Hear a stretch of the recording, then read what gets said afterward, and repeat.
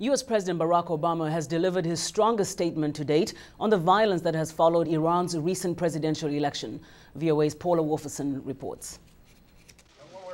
Mr. Obama began the news conference with a statement on Iran. The United States and the international community have been appalled and outraged by the threats, the beatings, and imprisonments of the last few days.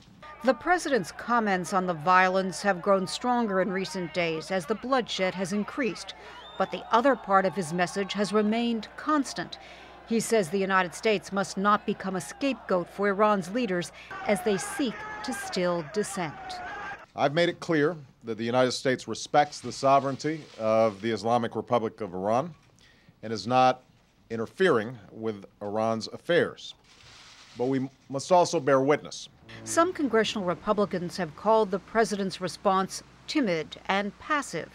When pressed about the growing Washington debate on Iran, the president took the criticism in stride and made clear he will not be swayed. But only I'm the president of the United States.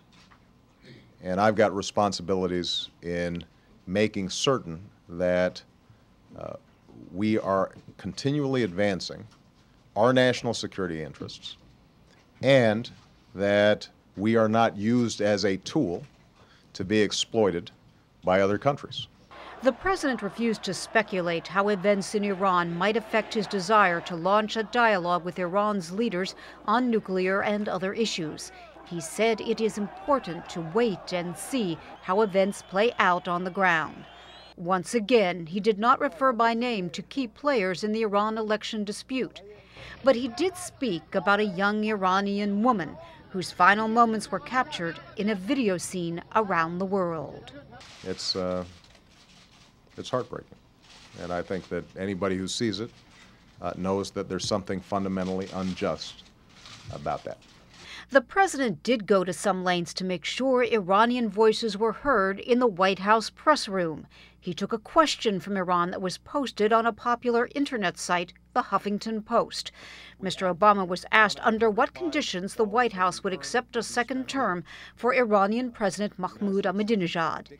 He said whether or not Mr. Ahmadinejad is the legitimate leader of Iran is a matter for Iranians to decide. And so ultimately, the most important thing for the Iranian government to consider is legitimacy in the eyes of its own people.